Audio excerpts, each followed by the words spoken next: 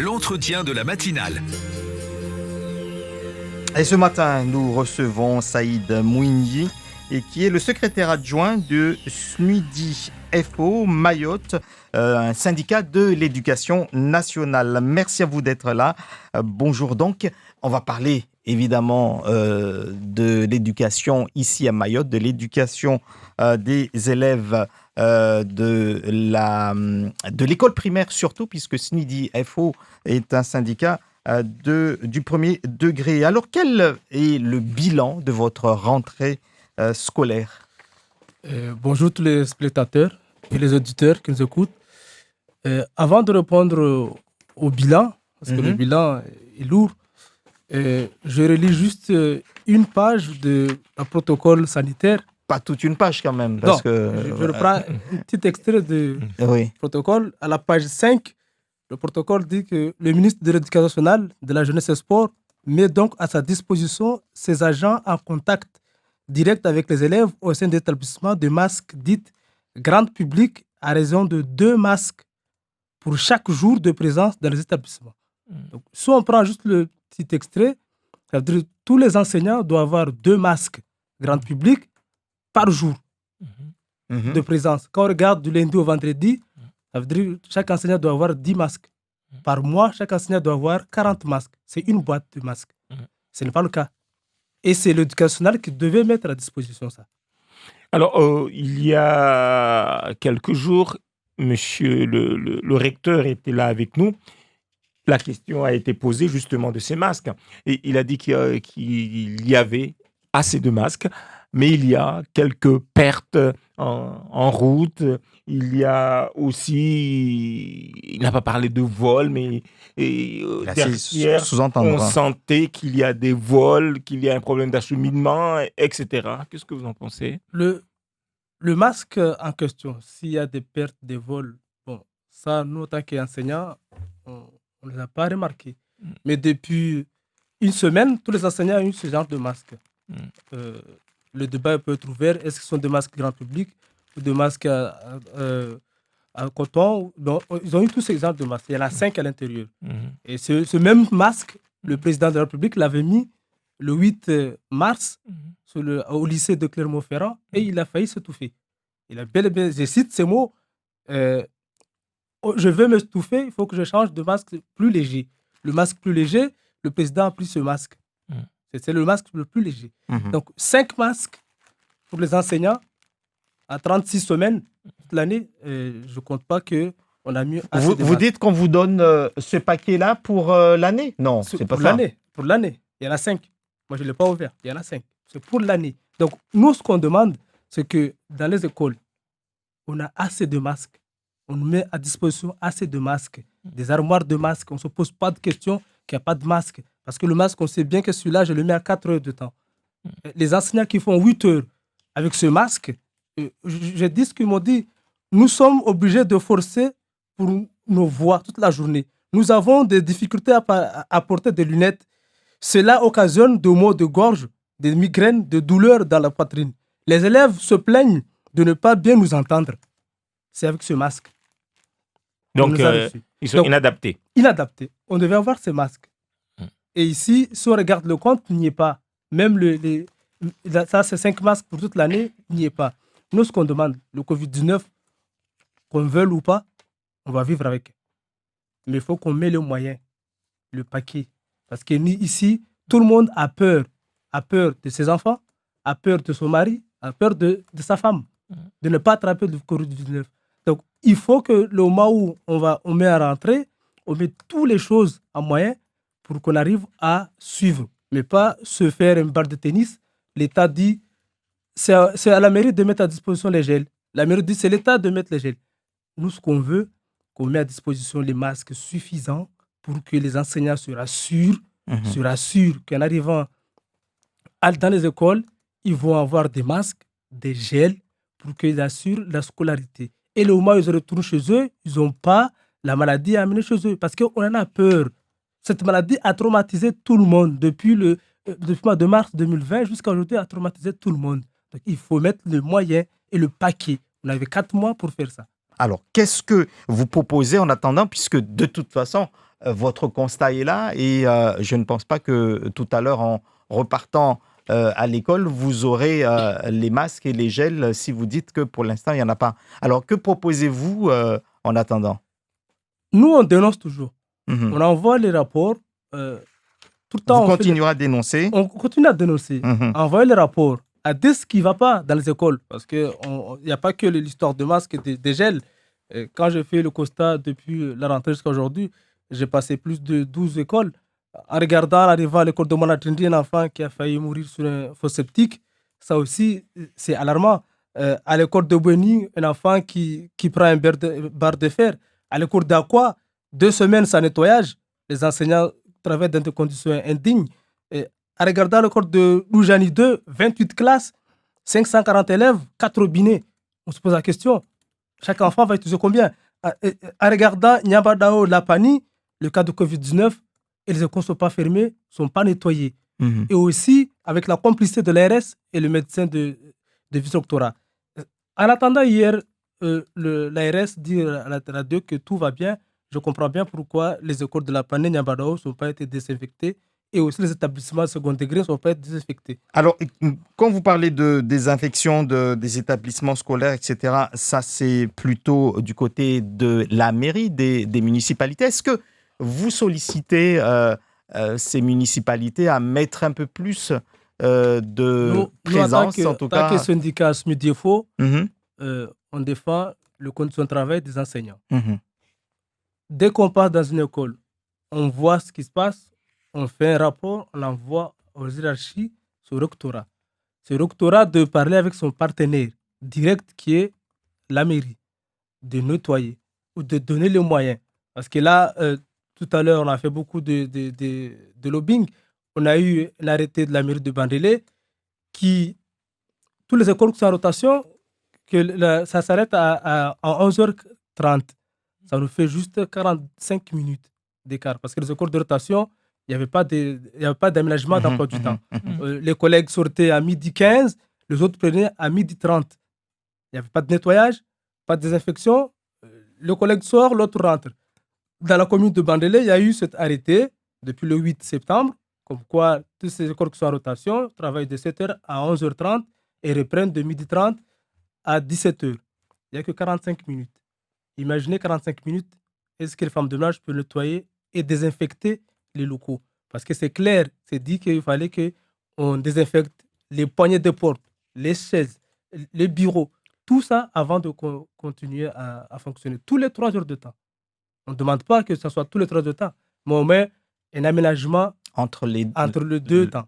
Mais le 45 minutes aussi, c'est peu. Imaginez dans les écoles de Mamoudzou, à Mamoudzou, tout Mamoudzou est à 100% en rotation. Imagine l'école, par exemple, de Doujani qui a 28 classes.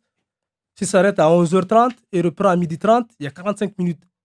On peut désinfecter des salles. C'est quelque chose d'impossible.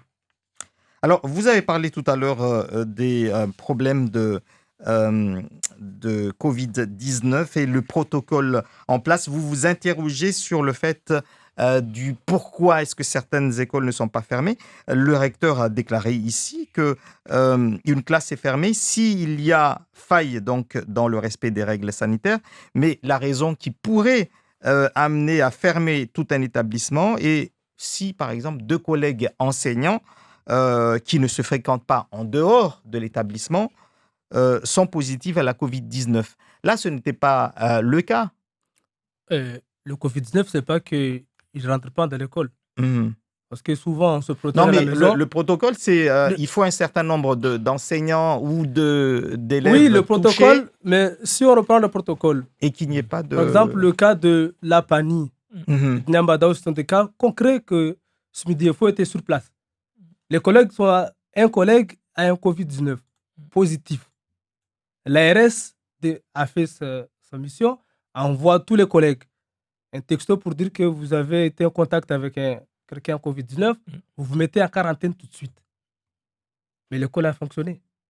A fonctionné comment?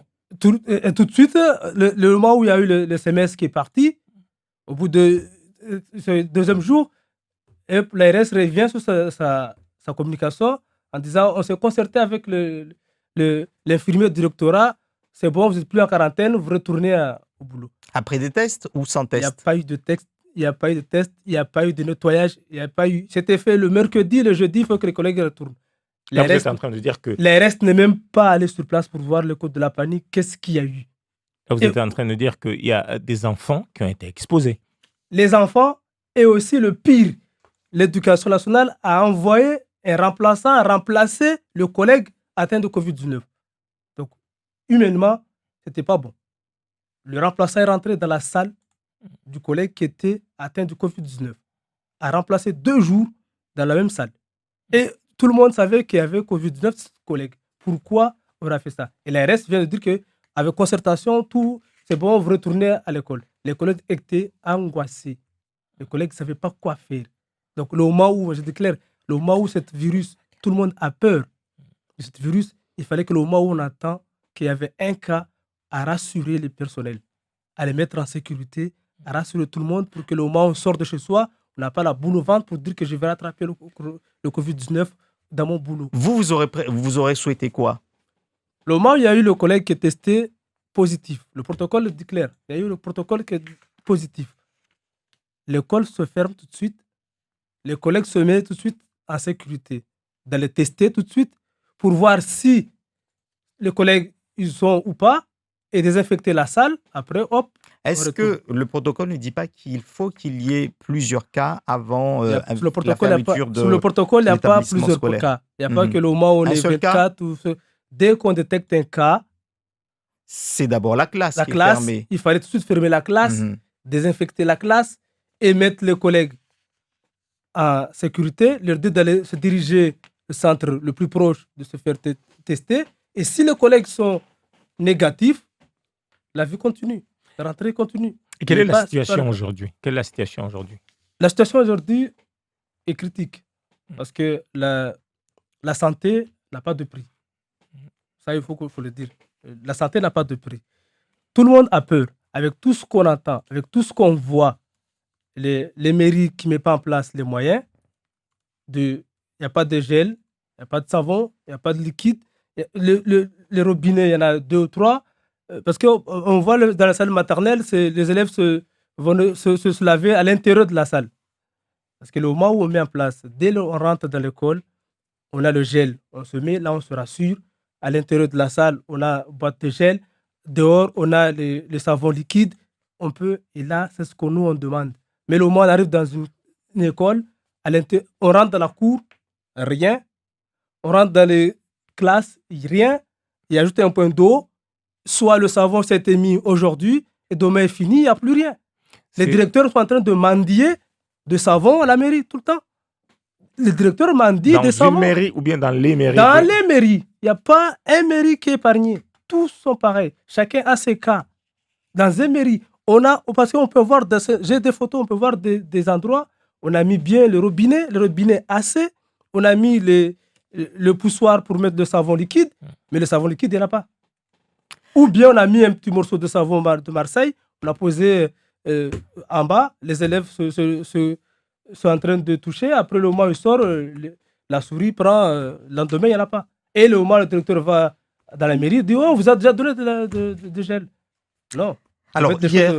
Alors, c'est dans ces conditions que les évaluations ont commencé hier, hein, donc depuis hier, comme les années précédentes. Les élèves de CP, CE1, tout comme les élèves de 6e et seconde seront évalués. Qu'est-ce que vous attendez de ces évaluations, ou est-ce que pour vous, ça ne représente rien dans ce contexte-là? Depuis des années, on est en train de lui dire que ces évaluations ne représentent rien.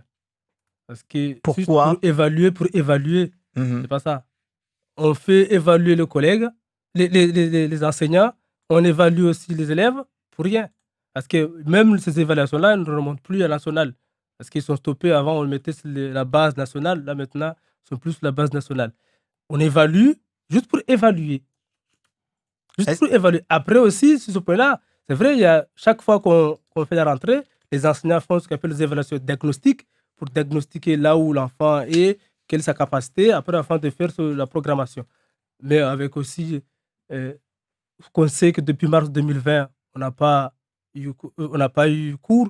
Donc, aux évaluations-là, on sait bien que le niveau des élèves a aussi baissé quand même. Donc ces évaluations-là, c'est juste copier-coller de Paris. On évalue parce qu'il fallait évaluer. Mais ça permet, comme vous l'avez dit quand même, de détecter les faiblesses de l'élève. Et aujourd'hui, l'aider dessus. Le 15, chaque enseignant a déjà fait son évaluation diagnostique. Et chaque enseignant a déjà fait son évaluation diagnostique. Et chaque enseignant, il sait déjà tout de suite les niveaux de ses élèves.